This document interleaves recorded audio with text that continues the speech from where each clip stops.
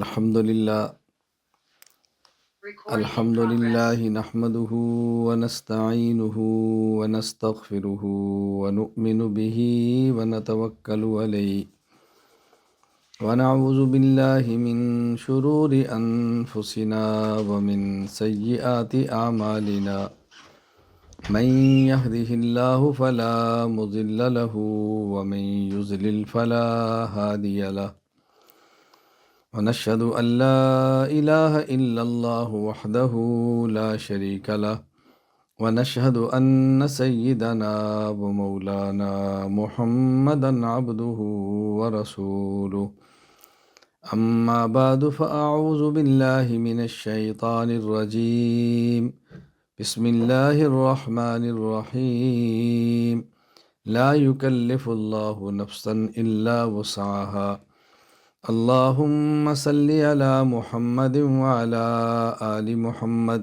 كما صليت على إبراهيم وعلى آل إبراهيم إنك حميد مجيد اللهم بارك على محمد وعلى آل محمد كما باركت على إبراهيم وعلى آل إبراهيم إنك حميد مجيد۔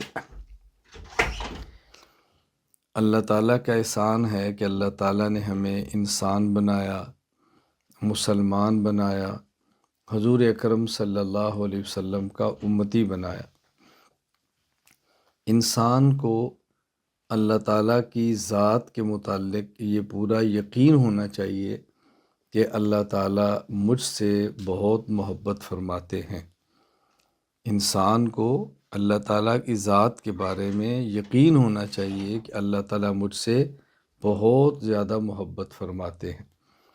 اللہ تعالیٰ کے اسماء حسنی ہیں، اللہ تعالیٰ کی مبارک صفات ہیں، ان میں سے ایک صفت مبارکہ ہے ودود۔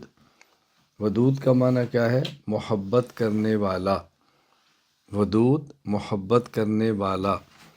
بس اوقات انسان اوپر سے بھی پیار کر لیتا ہے، لیکن مودت کا معنی اوپر سے پیار کرنا نہیں ہے، بلکہ کسی کو دل سے چاہنے کا نام مودت ہے۔ تو اللہ تعالیٰ کی ایک صفت ودود ہے کہ اللہ تعالیٰ محبت فرماتے ہیں۔ تو انسان کو اس بات کا جب یقین آ جائے کہ اللہ تعالیٰ مجھ سے محبت فرماتے ہیں، تو پھر انسان کو اللہ تعالیٰ کی طرف سے آنے والے احکامات کو قبول کرنا بہت آسان ہوتا ہے۔ پھر انسان کو دشواری پیش نہیں آتی۔ اللہ تعالیٰ کی طرف سے آنے والے احکام کو انسان خوشی سے قبول کرتا ہے۔ اللہ تعالیٰ کی طرف سے آنے والی پابندیوں کو انسان اپنے لیے مفید سمجھ کر قبول کرتا ہے۔ ذرہ برابر بھی انسان کو پھر تکلیف نہیں ہوتی۔ دیکھیں، جب کسی والد کو اولاد سے محبت ہو، کسی والدہ کو اولاد سے محبت ہو، اور دنیا میں کون سی ماں ہوگی جس کو اپنی اولاد سے پیار نہ ہو؟ دنیا میں کون سا باپ ہوگا جس کو اپنی اولاد سے پیار نہ ہو؟ جس ماں اور جس باپ کو اپنی اولاد سے پیار ہے، وہ اپنی اولاد کو کبھی بھی کھلی چھٹی نہیں دیتا کہ تمہارا جو جی چاہے کرو۔ وہ اپنی اولاد کو سمجھاتا ہے، ماں سمجھاتی ہے، والدین سمجھاتے ہیں کہ بیٹا یہ چیز آپ کے لیے مفید نہیں ہے، یہ چیز آپ کے لیے نقصان دہ ہے، یہ کام نہ کرو، یہ کام آپ کے لیے مفید ہے، بیٹا یہ کام کرو۔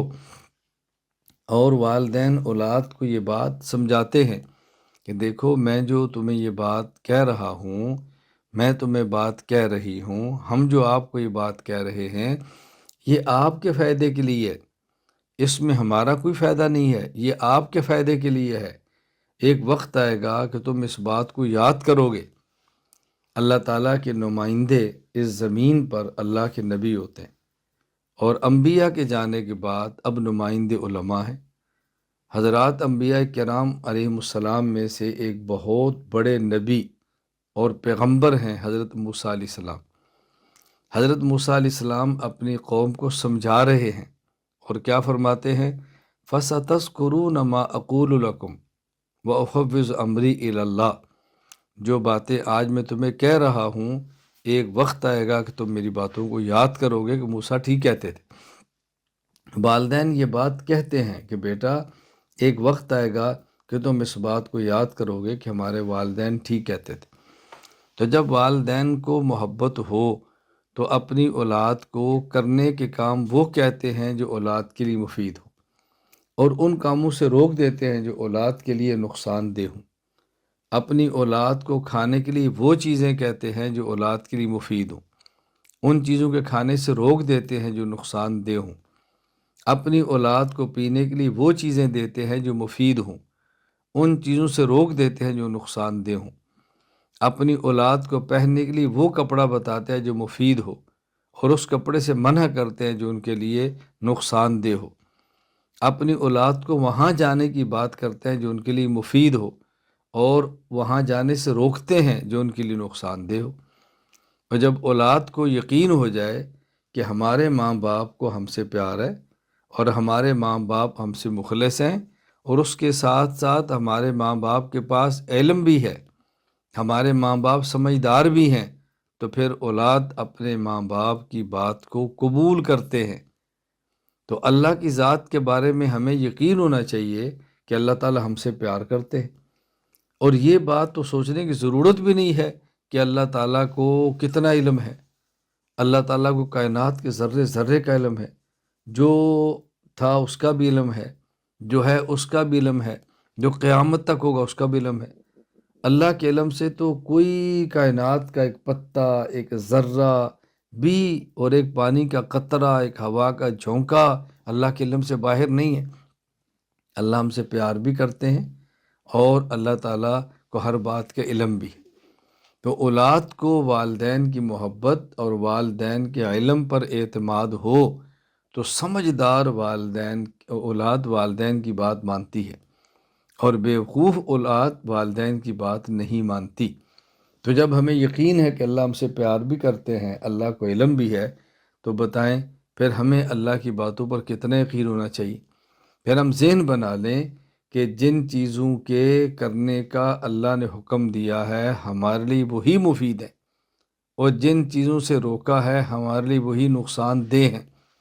ہم نے وہی کھانا ہے جس کے کھانے کا حکم اللہ نے دیا ہے، وہی پینا ہے جس کا حکم اللہ نے دیا ہے، وہی پہننا ہے جس کا حکم اللہ نے دیا ہے، وہی جانا ہے جہاں پہ جانے کا حکم خدا نے دیا ہے۔ وہ نہیں کھانا جس سے منع کی ہے، وہ نہیں پینا جس سے منع کی ہے، وہ نہیں پہننا جس سے منع کیا ہے، وہاں نہیں جانا جس سے اللہ تعالیٰ نے منع فرمایا۔ اور یہ بات یہ نشین فرما لیں، اللہ تعالیٰ اس کام کا کبھی بھی حکم نہیں دیتے جو بندے کے اختیار میں نہ ہو۔ اللہ تعالیٰ اس کام کا کبھی بھی حکم نہیں دیتے جو بندہ کے اختیار میں نہ ہو۔ ہاں یہ بات ضرور ہے، اس کام کا حکم دیتے ہیں کہ جس پہ عمل کرنا تھوڑا سا مشکل ہو۔ مشکل ہونا اور ہوتا ہے، اور ناممکن ہونا اور ہوتا ہے۔ ایک یہ ہے کہ ایسے کام کا حکم دیں کہ جو انسان کر ہی نہ سکے، ایسا تو نہیں ہو سکتا۔ اور ایک یہ کہ ایسے کام کا حکم دیں کہ جس کو کر سکے لیکن کرنے میں تھوڑی سی مشقت ہو، یہ تو ہوگا۔ کیوں؟ ہم کہتے ہیں کہ انسان احکام کا مکلف ہے۔ مکلف کا معنی یہ کلفا یکلف تکلیفاً سے ہے۔ مکلف کا معنی کہ یہ وہ، اور تکلیف کلفت سے ہے۔ کلفت کا معنی مشقت، تکلیف کا معنی مشقت دینا، اور مکلف کا معنی مشقت دیا ہوا۔ یہ آدمی مکلف ہے، یعنی یہ آدمی پابند ہے کہ ان احکام کو بجا لائے جن احکام کو بجا لانے میں کچھ تکلیف ہوتی ہے۔ رات انسان سوئے 2 بجے اور 6 بجے سورج نے نکلنا ہو، پھر اس کے بعد 4 گھنٹے ہیں، تو ظاہر ہے 2 بجے سو کر بھی اس نے 6 سے پہلے اٹھ کے وضو کر کے نماز پڑھنی ہے۔ اور آدمی نے دن بھر کام کیا ہو یا سفر کیا ہو، مشقت ہو، تو ظاہر ہے نیند پوری نہیں ہوتی، اٹھنے میں تکلیف تو ہوگی نا۔ اب یہ کہے کہ میں اس وقت اٹھوں گا جب اٹھنے میں تکلیف ہی نہ ہو، تو پھر اٹھنا کیا مشکل ہے۔ پھر کیا مشکل ہے؟ پھر اجر اور ثواب کس بات کا ہے؟ تو اٹھنے میں تکلیف تو ہوگی، لیکن یہ نہیں ہے کہ آدمی اٹھ نہ سکے۔ اٹھنا ممکن ہے، لیکن کچھ مشقت اور کچھ تکلیف ہے، اور اجر اسی پر ملتا ہے کہ انسان کچھ مشقت اور کچھ تکلیف برداشت کرے۔ آدمی روزہ رکھے 12 گھنٹے کا، 14 گھنٹے کا، اور روزے میں بھوک لگے نہ کھائے، روزہ رکھے پیاس لگے اور نہ پیے، مشقت تو ہوگی، اجر تو اسی پر ملنا ہے۔ اگر آدمی کو کوئی مشقت اور کوئی تکلیف نہ ہو، اجر تو ملے گا، لیکن عبادت کیسی؟ عبادت تو وہی ہوتی ہے کہ جس عبادت کے اندر مشقت اور جس عبادت کے اندر تکلیف ہو۔ اللہ تعالیٰ جو بندے کو منع کرتے ہیں تو اس کے اندر بندے کا فائدہ ہے۔ آپ دیکھیں کتنے لوگ ایسے ہیں جن کا وزن کچھ بڑھ جائے اور وہ علاج کرائیں، تو علاج کرنے والے کہتے ہیں کہ آپ نے یہ کھانا ہے اور یہ نہیں کھانا۔ تو وزن کم کرانے والوں سے پوچھو کہ اس پر مشقت ہوتی ہے کہ نہیں، اور وہ مشقت برداشت کرتے ہیں۔ کیوں؟ اس لیے کہ اس کے بغیر میرا وزن کنٹرول نہیں ہوگا۔ میں آپ کے سامنے بیٹھا ہوں، میرا وزن زیادہ تھا، میں نے وزن کم کیا ہے، اس کے لیے خوراک کو تبدیل کیا ہے، تو اس سے تکلیف تو ہوتی ہے۔ بس اوقات کسی کے یہاں مہمان بن کے جائیں، یا ہمارے گھر میں مہمان ہو، یا ہمارے گھر میں کھانا پکاؤ، تو اس کو دیکھ کر کھانے کو بہت دل کرتا ہے، لیکن نہیں کھاتے کہ میرے وزن کے لیے نقصان دہ ہے۔ تو میں بس اوقات مزاح میں اپنے گھر والوں کو اور اپنے دوست احباب سے کہتا ہوں کہ یہ جو میرے سامنے میرے پسند کا کھانا پڑا ہوا ہے، اس کو آپ کھا رہے ہیں اور میں نہیں کھا رہا، اس سے جلن پیدا ہوتی ہے، اور جب جلن پیدا ہو تو اس سے چربی پگھلتی ہے۔ تو میں مزاح میں کہتا ہوں بھی یہ جو ہماری چربی پگھل رہی ہے، یہ جل جل کے پگھل رہی ہے کہ آپ کھا رہے ہیں اور ہم دیکھ رہے ہیں۔ گزشتہ کل کی بات ہے، اب بچے نے سبق سے فارغ ہوا، ناشتے کا وقت تھا، تب اس کی امی نے، بتاؤ، دیسی گھی میں خالص گندم کا پراٹھا اور ساتھ دیسی انڈا۔ تو میں بیٹے کے قریب بیٹھ گیا اور میں نے تھوڑا سا لے لیا۔ میں نے کہا اس کو دیکھ کر میرے اندر کیا ہو رہا ہے میں تجھے بتا نہیں سکتا۔ اب وہ کیا ہو رہا ہے؟ میں نے کہا تجھے نہیں میں بتا سکتا کیا ہو رہا ہے۔ تو اس کی امی کہنے لگی دیکھو یہ روزانہ اس طرح دیسی گھی کے 2 پراٹھے کھاتے تھے، اور آج یہ اس کو چکھ بھی نہیں رہے۔ کیوں؟ میں نے وزن کنٹرول کرنے۔ بندے کی عمر ہوتی ہے نا، ایک عمر میں انسان ایک جگ دودھ پی جائے تب بھی نہیں ہوتا، ایک عمر میں ایک کپ دودھ پیے تب بھی مسئلہ بنتا ہے۔ تو میں صرف یہ بات سمجھا رہا ہوں، اگر کوئی آدمی شوگر کا مریض ہو اور اس کو پرہیز کرنی پڑے، تو شوگر کا معالج یہ کہتا ہے کہ آپ نے فلاں چیز نہیں کھانی، شوگر بڑھ جائے گی، فلاں چیز کھانی ہے، اس سے شوگر پہ قابو ہوگا، تو شوگر کا مریض کیسے اس کا علاج کرتا ہے؟ اس کی بھی مثال میں آپ کے سامنے بیٹھا ہوں۔ یعنی آپ اندازہ فرمائیں کہ مجھے 2018 میں ہارٹ اٹیک ہوا۔ کیوں ہوا؟ مجھے نہیں پتا تھا، میں جانتا ہی نہیں تھا شوگر ہوتی کیا ہے، یعنی بیماری تھی لیکن پتہ ہی نہیں تھا کہ شوگر کیا ہوتی ہے، یہ شوگر کیا مسئلہ ہوتا ہے۔ وہ اس وقت پتہ چلا کہ جب دل کا اٹیک ہوا، اور خاموش اٹیک، جس کو وہ لوگ کہتے ہیں سائلنٹ خاموش اٹیک، یعنی شوگر کے مریض کو جو دل کا اٹیک ہوتا ہے وہ بندے کی جان ختم کر دیتا ہے، لیکن درد نہیں ہوتی بظاہر، وہ شوگر کی وجہ سے۔ خیر، میں اب لمبی داستان اس پہ نہیں سناتا، اللہ نے کیسے کرم کیا اور میں بچ گیا۔ خیر، ڈاکٹروں کا کہنا یہ تھا کہ اگر یہ وہ اٹیک ہے کہ آدمی 2 گھنٹے کے اندر یہ انجیکشن نہ لگوائے تو یہ اٹیک بندے کے لیے جان لیوا ثابت ہوتا ہے۔ ڈاکٹروں کا کہنا یہ تھا، میں اسباب کی بات کرتا ہوں، باقی تو وہی ہوتا ہے جو اللہ تعالیٰ چاہتے ہیں۔ مجھے ایک بار سرگودا گھر میں غالباً جمعرات تھی، تو شہر ایک جگہ میں درس قرآن تھا، میں درس قرآن کے لیے گیا، تو مجھے عجیب سی نا تکلیف محسوس، درد نہیں ہو رہی، تکلیف سی ہو رہی ہے، اور یہ جو بازو کے حصے ہیں کندھے سے لے کر کونیوں تک، اس میں ایسے لگ رہا ہے جیسے جان نہیں ہے۔ تو میزبان نے مجھے شہر کہا کہ آپ بوتل پی لیں، میں نے کہا میرا دل نہیں کر رہا۔ کھانا کھائیں گے؟ میں نے کہا بس طبیعت نہیں ہو رہی، میرا اپنا بیان کریں۔ مغرب کی نماز کے لیے کھڑا ہوا تو بڑی مشکل سے میں نے نماز مکمل کی۔ نماز کے بعد درس دینا شروع کیا تو زیادہ سے زیادہ 10 منٹ درس دیا ہوگا، تو میں نے کہا مجھے ہمت نہیں ہو رہی، بس دعا کر لیں۔ اس کے بعد میں گھر چلا گیا۔ اب مجھے پتہ ہی نہیں کہ مجھے دل کا اٹیک ہے، مجھے پتہ ہی نہیں کہ مجھے مسئلہ کیا ہے۔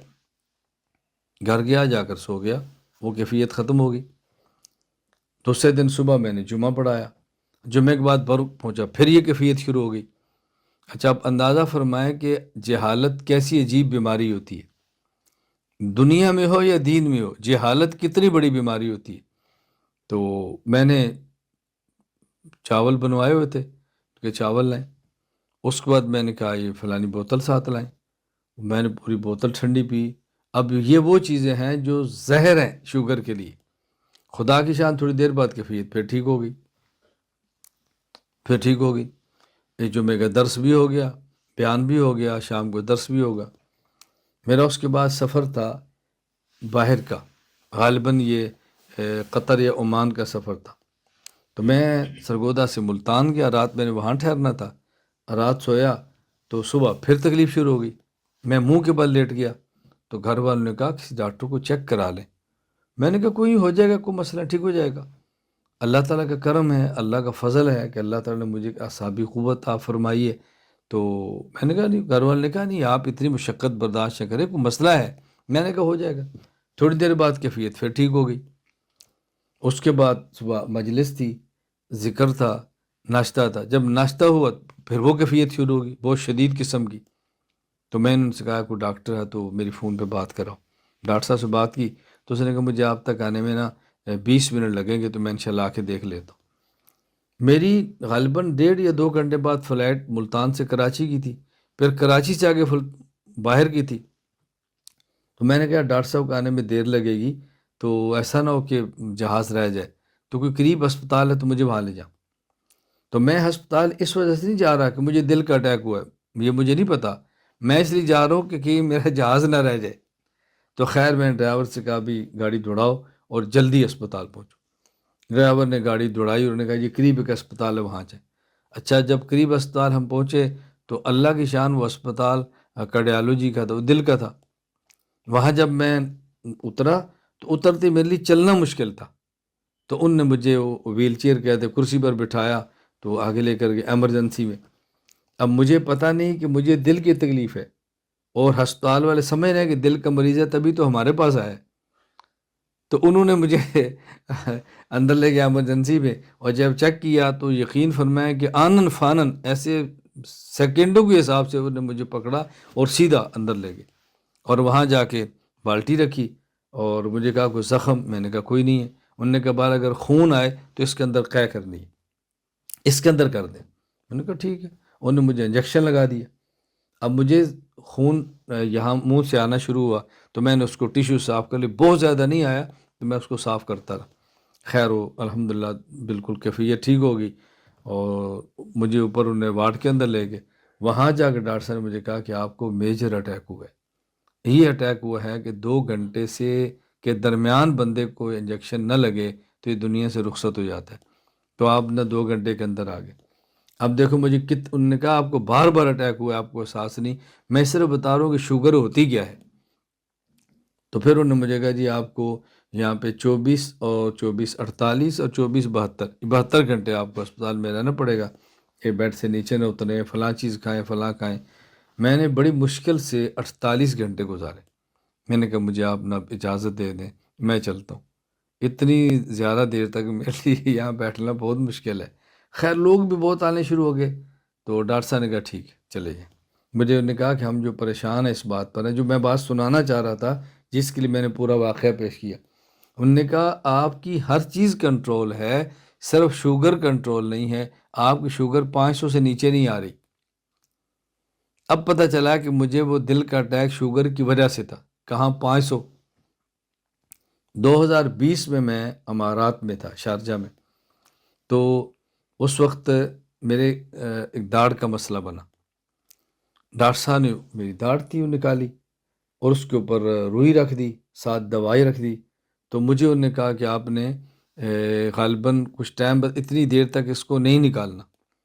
تو میں سمجھنے میں مجھے غلطی لگی، میں نے کہا شاید وہ کہہ رہے کہ اتنی دیر تک اس کو نکال دینا، تو میں گھر گیا، میں نے اس کو کلی کی نکال دیا، نکلی تو خون شروع ہو گیا۔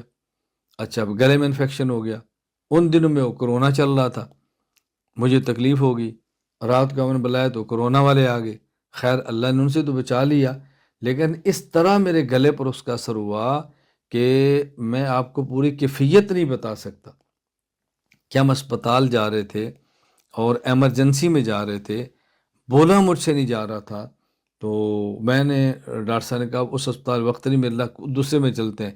میرے ساتھ ڈرائیور تھا، وہ کہہ رہا ہے کہ ڈاکٹر صاحب کہہ رہے ہیں کہ اس میں فوراً نہیں ملے گا تو دوسرے میں چلیں، تو میں نے لکھ کر کہا کہ مجھ سے برداشت نہیں ہو رہا، مجھے اسی میں لے کر چلو، جہاں بھی یہ لے کر چلو۔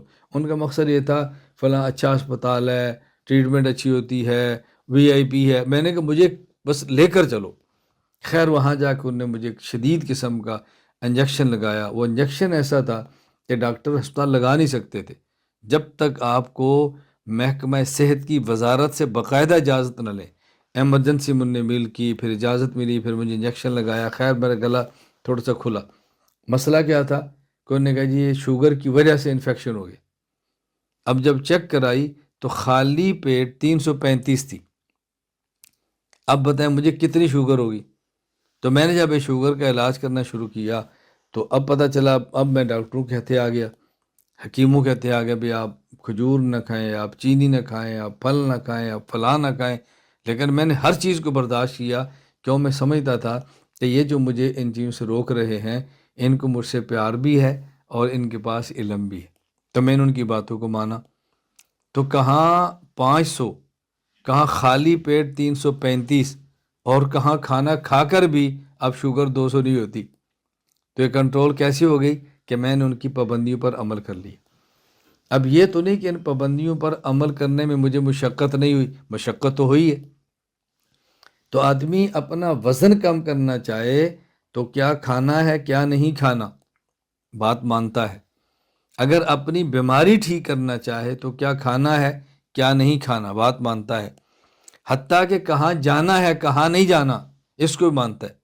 کیوں کہ جی مجھے تکلیف ہے، مجھے نزل زکام ہو جاتا ہے، لوگ کہتے ہیں نا کس سے؟ جی وہ کیا کہتے ہیں، یہ مٹی سے، گرد و غبار سے، مجھے فلاں چیز ہو جاتا ہے، تو وہاں نہیں جاتے، بھئی اے سی بند کرو، اس سے مجھے نہ بخار ہو جاتا ہے، یہ فلانا کام بند کرو۔ میں بات سمجھانا چاہ رہا ہوں کہ جب انسان کو یقین ہو میرے ماں باپ مجھ سے پیار کرتے ہیں، یقین ہو میرا حکیم اور ڈاکٹر مجھ سے پیار کرتا ہے، یقین ہو میرا استاد مجھ سے پیار کرتا ہے، تو جو وہ کہتا ہے اس کو کرتے ہیں، اور جس سے منع کرتا ہے باز آ جاتے ہیں۔ لیکن اس کا ہرگز یہ معنی نہیں ہے کہ ان پابندیوں کو برداشت کرنے میں تکلیف نہیں ہوتی، تکلیف ہوتی ہے لیکن فائدہ بھی ہوتا ہے۔ اگر ایک انسان کو خارش ہو، ایک انسان کو پھوڑے پھنسی ہوں، چنبل نکلا ہو، تو بہت سخت خارش ہوتی ہے، اگر اس کو کنٹرول کرے گا تو خارش کی اور چنبل ٹھیک ہوگا، اگر کنٹرول نہیں کرے گا خارش کرے گا، اس سے پانی نکلے گا، جہاں جہاں پہ جائے گا تکلیف بڑھتی چلی جائے گی، تو اس کو برداشت کرنا پڑتا ہے۔ اب آپ اندازہ کریں کہ ایک آدمی پھوڑے پھنسی چنبل کے مریض کو خارش پر ہاتھ روکنے کے لیے کتنی مشقت برداشت کرنی پڑتی ہے، لیکن وہ کرتا ہے، کیوں؟ اسی میں فائدہ ہے۔ اب یہ بات سمجھ آ گئی تو میں آپ کی خدمت میں عرض کرنا چاہتا ہوں کہ اللہ نے منع کیا ہے فلاں چیز کو نہیں دیکھنا، منع کیا ہے فلاں چیز کو نہیں دیکھنا، اس کا معنی کہ ہمارا فائدہ اسی میں ہے کہ ہم اس کو نہ دیکھیں، اور ہمیں بتا دیا ہے کہ فلاں چیز کو نہیں دیکھنا، اور اس چیز کو تب آدمی دیکھتا ہے جب اس کے ماحول میں جاتا ہے۔ ایک آدمی کو بخار ہو تو ڈاکٹر صاحب منع کرتے ہیں کہ دیکھو سردی سے بچنا، تو آدمی ایئر کنڈیشن کمرے میں نہیں جاتا کہ سردی لگے گی، آدمی کھلی ہوا میں نہیں جاتا کہ سردی لگے گی، آدمی پتلے کپڑے نہیں پہنتا کہ سردی لگے گی، کیوں؟ ڈاکٹر نے منع کیا ہے کہ تمہارے بخار کی وجہ ٹھنڈ ہے، ٹھنڈ سے بچو، اور ٹھنڈ سے بچنے کا طریقہ ایسی جگہ پر نہ جانا جہاں جانے سے سردی لگتی ہے، اور وہ چیز نہ کھانا جس کے کھانے سے سردی لگتی ہے۔ آئس کریم بندہ نہیں کھاتا، ٹھنڈا دودھ نہیں پیتا، ٹھنڈا جوس نہیں پیتا، ٹھنڈا پانی نہیں پیتا کہ اس سے سردی بڑھے گی اور میرا بخار تیز ہو جائے گا۔ تو اللہ تعالیٰ نے ہمیں سمجھایا ہے کہ تم نے زنا نہیں کرنا، تم نے بدکاری نہیں کرنی، تم نے زنا نہیں کرنا، بدکاری نہیں کرنی۔ اور کیا فرمایا؟ لا تقربوا الزنا۔ قرآن کریم میں یہ نہیں فرمایا لا تزنو کہ تم زنا نہ کرو، فرمایا لا تقربوا الزنا، تم زنا کے ماحول میں مت جاؤ، زنا کے ماحول میں مت جاؤ۔ رسول اکرم صلی اللہ علیہ وسلم نے سمجھایا ان ابغض البلاد الی اللہ اسواقها، احب البلاد الی اللہ مساجدها۔ اللہ کے یہاں بہترین جگہ مسجد ہے، گندی ترین جگہ بازار ہے۔ کیوں؟ مسجد کا ماحول وہ نہیں ہے جہاں گناہ ہو، اور بازار کا ماحول وہ ہے جہاں پہ گناہ ہو۔ ہمیں بات سمجھائی گئی ہے کہ گناہ کے ماحول سے بچو، نیکی کے ماحول میں رہو۔ اب اگر ہم نیکی کے ماحول میں رہیں گے تو نیکی کریں گے، گناہ کے ماحول میں رہیں گے تو گناہ کریں گے۔ ہم نے فیصلہ کرنا ہے کہ ہم نے نیکی کرنی ہے یا ہم نے گناہ کرنا ہے۔ گناہ کا ماحول بازار، گناہ کا ماحول مردوں اور عورتوں کا اختلاط، گناہ کا ماحول فلم، گانے اور موسیقی، گناہ کا ماحول خلوت کے اندر اپنے ہاتھ میں موبائل، یہ سارے گناہ کے ماحول ہیں۔ اگر گناہ سے بچنا ہے تو پھر گناہ کے ماحول کو چھوڑنا پڑے گا۔ اگر گناہ کے ماحول کو نہیں چھوڑیں گے تو گناہ سے نہیں بچ سکتے۔ نیکی اور نیک عمل اس کا انجام جنت ہے، اور برائی اور گناہ اس کا انجام جہنم ہے۔ اگر کوئی شخص یہ چاہے کہ میں جنت میں جاؤں تو اس کو چاہیے کہ نیک اعمال کرے، اگر چاہے کہ میں جہنم سے بچوں اس کو چاہیے کہ برے اعمال سے بچے۔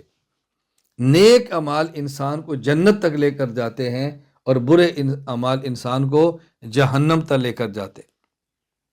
میں آپ تمام حضرات کو، تمام خواتین کو، تمام بھائیوں کو، تمام بہنوں کو، تمام بیٹوں کو اور تمام بیٹیوں کو اللہ کا واسطہ دے کر کہتا ہوں اپنے آپ کو گناہ کے ماحول سے بچا لو۔ خدا کا واسطہ دے کر کہتا ہوں اپنے آپ کو گناہ کے ماحول سے بچا لو۔ میں جو باتیں کہہ رہا ہوں ایک وقت آئے گا کہ آپ ان باتوں کو یاد کرو گے۔ یہ ٹھیک روتا تھا، اتنے حضرات اور خواتین کا مجھ سے اصلاحی اور بیعت کا تعلق ہے، اور ہر کسی کا رونا ایک ہی ہے۔ بعض ایسے ہیں کہ اپنا رونا رو لیتے ہیں، اور بعض ایسے ہیں کہ اپنا رونا نہیں روتے، بتاتے نہیں ہیں، بتاتے نہیں، چھپاتے اپنے جرائم کو، چھپاتے، اور بعض بتا دیتے ہیں۔ لیکن جس نے بھی مجھے اپنا جرم بتایا ہے اس نے یہی کہا ہے کہ مجھ سے گناہ نہیں چھوٹ رہے۔ کوئی کہہ رہا ہے بد نظری نہیں چھوٹ رہی، کوئی کہہ رہا ہے میں ہاتھ سے گناہ کر لیتا ہوں، کوئی کہہ رہا ہے میں خلوت سے گناہ کر لیتا ہوں، کوئی کہہ رہا ہے میں گانے سن لیتا ہوں، کوئی کہہ رہا ہے میں فلانا کام کر لیتا ہوں۔ اور میں آگے سے ایک ہی جواب دیتا ہوں کہ بلا ضرورت موبائل کا استعمال چھوڑ دیں، بلا ضرورت موبائل کا استعمال چھوڑ دیں۔ اور میں کئی بار سمجھانے کے لیے کہتا ہوں بھائی میرے پاس 3 موبائل ہیں، میرے پاس 5 نمبر ہوتے ہیں، مجھ جیسا بندہ اگر اس سے جان چھڑا سکتا ہے تو بتائیں آپ کے لیے چھڑانا کیا مشکل ہے؟ کیوں؟ میں ضرورت کا استعمال کرتا ہوں، اس کے بعد موبائل کو ایک طرف رکھ دیتا ہوں۔ موبائل کو ضرورت کا استعمال کریں اور پھر ایک طرف رکھ دیں۔ موبائل کے بلا ضرورت استعمال سے اپنی جان بچا لیں، گناہوں سے جان چھوٹ جائے گی۔ ایک وقت وہ تھا کہ کسی آدمی کو گناہوں سے بچانے کے لیے کہہ دیا جاتا بھئی کچھ دیر خلوت میں گزارو، کچھ دیر خلوت میں گزارو۔ اب خلوت میں رکھ کے آپ ساتھ موبائل دے دو تو جتنے گناہ خلوت کے اندر ہوں گے اتنے گناہ بازار کے اندر بھی نہیں ہو سکتے۔ یہ ایسا فتنہ ہے۔ میں خدا کے واسطے دے کر کہتا ہوں ان باتوں کو سمجھو، اس کا استعمال درست کرو، ورنہ اسے اپنی جان چھڑا لو۔ تو میں نے بات یہاں سے شروع کی تھی کہ ہمیں اس بات پر پورا یقین ہونا چاہیے اللہ تعالی ہم سے پیار کرتا ہے، اور اللہ جن سے پیار کرتا ہے ان کو ویسے احکام نہیں دیتے جس پر وہ عمل نہ کر سکے، اور ایسے احکام نہیں دیتے جو ان کے لیے مفید نہ ہوں۔ اللہ ہمیں وہی حکم دیتے ہیں جو ہمارے لیے مفید ہے، جو ہمارے لیے مفید ہے۔ اللہ ہمیں یہ باتیں سمجھنے کی توفیق عطا فرمائے۔ دنیا بہت مختصر ہے اور آخرت نہ ختم ہونے والی زندگی ہے۔ دنیا بہت مختصر ہے اور آخرت نہ ختم ہونے والی زندگی ہے۔ اللہ کے لیے ہم اس بات کو سمجھیں، دنیا کی خوشیاں بہت محدود مدت کے لیے ہیں، دنیا کے غم بہت محدود مدت کے لیے ہیں، اور آخرت کی خوشیاں وہ بھی ختم نہیں ہوگی اور آخرت کے غم وہ بھی ختم نہیں ہوگی۔ اللہ تعالیٰ مجھے اور آپ سب کو آخرت کی تیاری کی توفیق عطا فرمائے۔ میں آپ کی خدمت میں بس آخر میں یہی گزارش کروں گا کہ نیکی کے ماحول میں رہیں اور گناہ کے ماحول سے ہم بچنے کی کوشش کریں۔ نیکی کے ماحول میں رہیں اور گناہ کے ماحول سے بچنے کی کوشش کریں، اور نیکی کرنے والے اہل اللہ ان کی صحبت میں رہیں اور گناہ کرنے والوں کی صحبت سے بچیں۔ ایسا نہ ہو کہ ایسے بندے سے دوستی لگا بیٹھیں کہ جو قیامت کے دن حسرت بن جائے، یا ویلتا لیتنی لم اتخذ فلانا خلیلا، انسان قیامت کو حسرت کرے گا، اے کاش میں اس سے پیار نہ کرتا، اے کاش میں اس سے دوستی نہ لگاتا، اے کاش میں اسے تعلق نہ رکھتا۔ اس کاش کا کچھ بھی فائدہ نہیں ہوگا، وہ کاش کاش ہی رہ جائے گا۔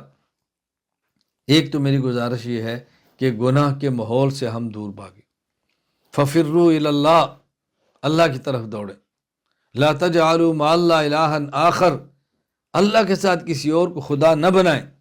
خدا کا معنی بتوں کی پوجا ہی نہیں ہے، خدا کا معنی نظر و نیاز ہی نہیں ہے۔ افرأیت من اتخذ الہہ ہوا، اللہ فرماتا ہے کتنے وہ لوگ ہیں جنہوں نے اپنی خواہش کو خدا بنایا ہوا ہے۔ بس وہی کہنا جو ان کی خواہش میں آتا ہے، وہی ہے جو خواہش ہے۔ خواہش کو معبود مت بنائیں، اپنی خواہشات کو قابو کریں، اپنی خواہشات کو روکیں۔ اللہ ہمیں بات سمجھنے کی توفیق عطا فرمائے۔ ایک میں بار بار گزارش کروں گا، گناہوں کے ماحول سے ہم خود کو بچائیں، نیکی کے ماحول میں رہیں، اور دوسرا اللہ تعالیٰ جتنی توفیق عطا فرمائے اپنا وقت عبادات میں گزارے۔ جب تھوڑا وقت گزرے، جب تھوڑا وقت ملے نوافل پڑھیں، جب تھوڑا وقت ملے تلاوت کرے، جب تھوڑا وقت ملے اللہ کا ذکر کرے، جب تھوڑا وقت ملے استغفار کریں، جب تھوڑا وقت ملے رسول اکرم صلی اللہ علیہ وسلم پر صلاۃ و سلام پیش کریں، درود پاک پڑھیں۔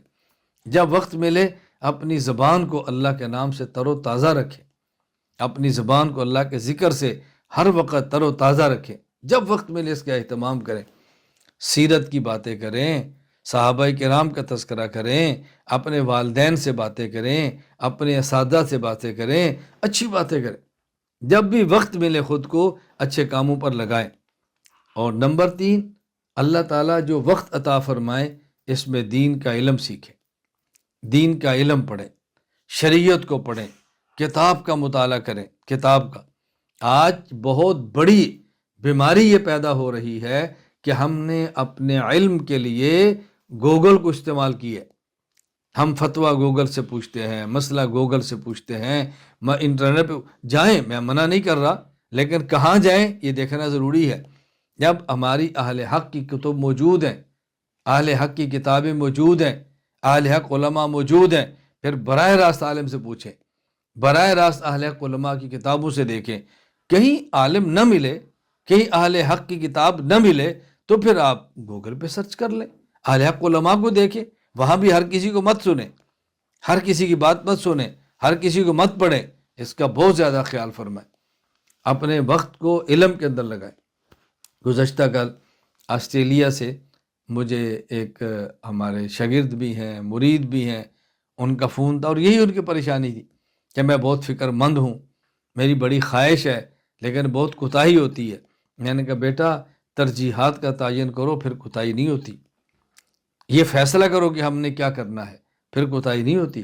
کوتاہی تب ہوتی ہے کہ جب ہم فیصلہ نہیں کرتے کہ ہم نے کیا کرنا ہے، کبھی یہ کر لیا، کبھی یہ کر لیا، کبھی یہ کر لیا۔ فیصلے کرو کہ ہم نے کیا کرنا ہے، پھر آپ کا وقت صحیح جگہ پہ خرچ ہوگا، آپ کا پیسہ صحیح جگہ پہ خرچ ہوگا، آپ کی جان صحیح جگہ پہ لگے گی، اور جب ترجیحات کا تعین نہیں کریں گے پھر ذلیل اور خوار ہوتے رہیں گے۔ اللہ تعالیٰ مجھے اور آپ سب کو عمل کرنے کی توفیق عطا فرمائے، اللہ میں آخرت کی تیاری کی توفیق عطا فرمائے، اللہ اپنی مزید محبت عطا فرمائے، اللہ اپنے سے محبت کرنے والوں کی محبت عطا فرمائے، اللہ تعالیٰ ہم سب کو نیک اعمال کرنے کی توفیق عطا فرمائے۔ میں بارہا یہ بات سمجھایا کرتا ہوں کہ ہمارے ہاں جو بھی تسبیحات ہیں وہ بہت آسان ہیں اور طریقہ بہت آسان ہے، صرف 4 تسبیحات ہیں جس کا آپ نے اہتمام کرنا ہے۔ 100 مرتبہ لا الہ الا اللہ، اور ایک بار شروع میں آخر میں پڑھ لیا کریں محمد الرسول اللہ صلی اللہ تعالی علیہ وعلی آلہ وصحابہ وبارک وسلم، اور 100 مرتبہ استغفر اللہ استغفر اللہ استغفر اللہ، شروع میں ایک بار پڑھ لیں استغفر اللہ ربی من کل ذنب واتوب الیہ، اور ایک بار آخر میں پڑھ لیں استغفر اللہ ربی من کل ذنب واتوب الیہ۔ درود شریف ایک بار مکمل پڑھ لیں نماز والا، پھر صلی اللہ علیہ وسلم 100 بار پڑھیں، اور آخر میں پڑھ لیں صلی اللہ علی النبی الامی الکریم، اور آخر میں اللہ تعالیٰ کے اسم ذات 100 بار پڑھ لیں اللہ اللہ اللہ۔ کتنا مختصر ہے، آپ اس کو پابندی کے ساتھ کریں، ایک وقت طے کر لیں بہت اچھا، ایک وقت طے نہ ہو جب چاہیں کر لیں، باوضو ہوں بہت اچھا، ورنہ بے وضو کر لیں، مسجد یا گھر میں کریں بہت اچھا، وگرنہ چلتے پھرتے کر لیں، جیسے بھی یہ کریں، لیکن اس کا ناغہ نہ کریں۔ اس ذکر کی مثال ذکر روح کی غذا ہے، ذکر روح کی غذا ہے، اس ذکر روح کی غذا کی مثال ایسے ہے جیسے کھانا یہ انسان کے جسم کی غذا ہے۔ آدمی کو چاہیے کہ دسترخوان لگا کے آرام کے ساتھ ہاتھ دھو کے بیٹھ کے سلیقے کے ساتھ کھائے، لیکن کتنے لوگ ہیں کہ جن کی مجبوری ہوتی ہے تو لے لیتے ہیں اور کہتے ہیں جی راستے میں کھا لیں گے، گاڑی میں بیٹھے بیٹھے کھا لیں گے، دفتر میں پہنچ کے کھا لیں گے، اور کام بھی کرتے رہیں گے ساتھ کھاتے بھی رہیں گے، کمپیوٹر پہ کام بھی کر رہے ہیں ساتھ اپنا کھانا بھی کھا رہے ہیں، تو معدہ تو اس سے بھی بھر جاتا ہے نا، ضرورت اس سے بھی پوری ہو جاتی ہے۔ ایسا تو نہیں ہے کہ آدمی کمپیوٹر چلاتے چلاتے کھائے تو معدہ نہ بھرے، آدمی گاڑی چلاتا رہے ایک ہاتھ سے کھاتا رہے اور معدہ نہ فولو ہو جاتا ہے۔ اسی طرح ذکر اللہ ہے، اگر نہیں کر سکے، کالج جا رہے ہیں، سکول جا رہے ہیں، دفتر جا رہے ہیں، مدرسہ جا رہے ہیں، کہیں جا رہے ہیں، راستے میں اپنا ذکر پورا کر لیں، بس ناغہ نہیں ہونا چاہیے، اس کا بہت زیادہ اہتمام فرمائیں۔